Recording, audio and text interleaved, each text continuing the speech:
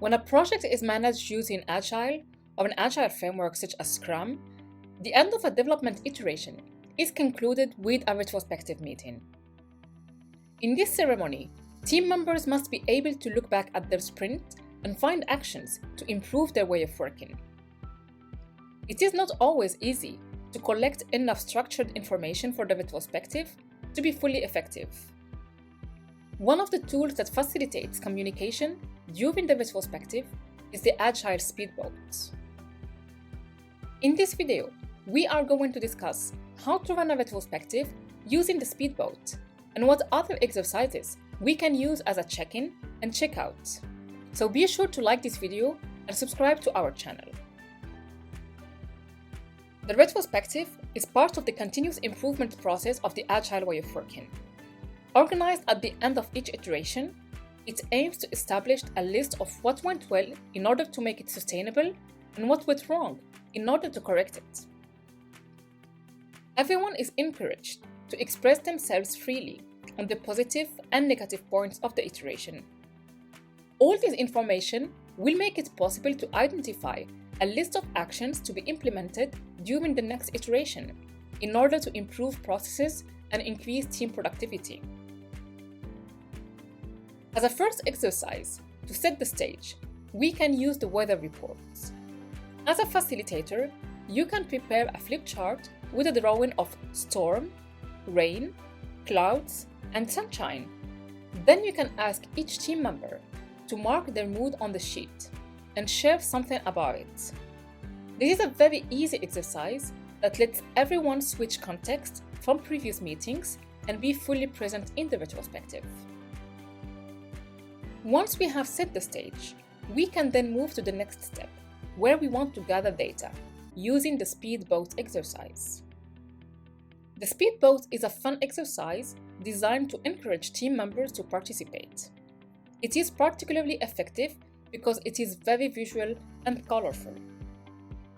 To begin with, we draw on a board a sailboat sailing on the sea, anchors, the wind that drives it, a paradise island, a beautiful sun shining in the sky, and some reefs.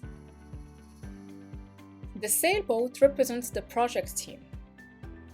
The wind represents all the elements that move the team forward during the iteration.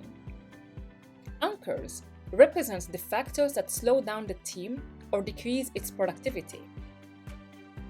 The island represents the objectives to be achieved. The sun represents what the team liked, actions or attitudes that deserve thanks.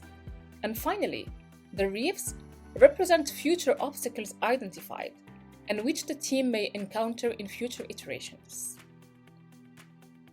Each participant has a set of post-it notes. The exercise begins with defining everyone's goals. Each team member writes silently their goals within the project on their sticky notes and ideally one idea per post-it, in case we need to move them around. Everyone then takes their turn to stick their post-it notes on the drawing of the island. The operation is repeated for all items. The post-its representing the positive elements are stuck on the wind, which inflates the sails, and the negative elements are stuck on the anchors, and the deeper the anchor sinks in the water, the more negative the impact. The post-its representing the obstacles are grouped on the reef, and the thanks on the sun. After gathering this data, we can start generating some insights. The Agile Retrospective Facilitator can ask each participant to read out loud their post-it. Each participant can quickly explain the purpose of that post-it. Then we can group the post-its by subject and display them to everyone. If the number of participants is important, it is preferable to group the post-its by subject as their authors come to paste them. Once everyone has read the various subjects mentioned on the post-its, we can move to the next step, which is decide what to do. The objective is to decide which actions should we take as a priority. It is interesting at this stage to limit the number of actions. It will help the team to remain effective and not disperse the efforts too much.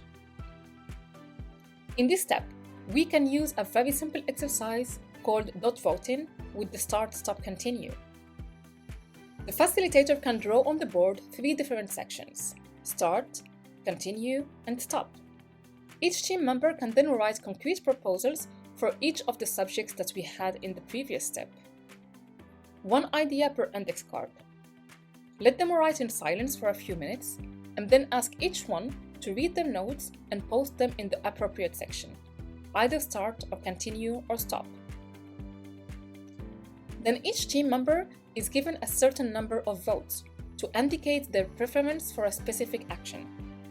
Each participant can allocate these votes as he or she sees fit, placing all votes on one topic or distributing them to reflect other priorities. They can use a marker to put the dots on the post-its. Once they finish voting, the top 2 or 3 become your action items for the next sprint.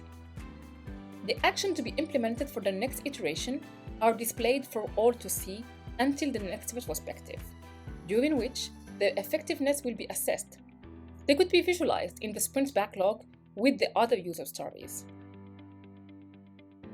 Now it is time for the facilitator to close this session. An easy exercise that will also help the facilitator get feedback on the session is the feedback door. As a facilitator, you can hang a flip chart at the door with a scale from 0 to 10. 10 is the topmost and best, 0 is the lowest and worst. When ending the retrospective, ask the team members to put a sticky to the number they feel reflects the session. The sticky can be empty or have a comment or suggestion on it. An important thing for the facilitator of the session is to prepare the exercise up front. Prepare the room before the participants arrive, print or draw the speedboat on a large sheet of paper and hang it on the board so that it is visible to all. And at the start of the meeting, clearly explain the objective to be achieved and the rules to be followed. And also, make sure everyone has enough sticky notes and pens. And don't forget to plan a stopwatch to limit the duration of each phase. Finally, when the speedboat comes to an end, all the post-it notes are glued and grouped together.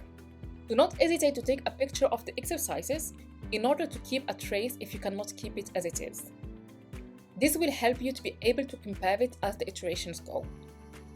And of course, all these exercises can be done when the whole team is gathered in the same space using a board and post-it and flip charts, or it can also be run digitally using different tools such as whiteboard or Miro. And that's our wrap for this retrospective. I hope this video gave you a good idea of how to run your retrospective using the speedboat. Please leave us a comment and follow us for more content. Thanks for watching.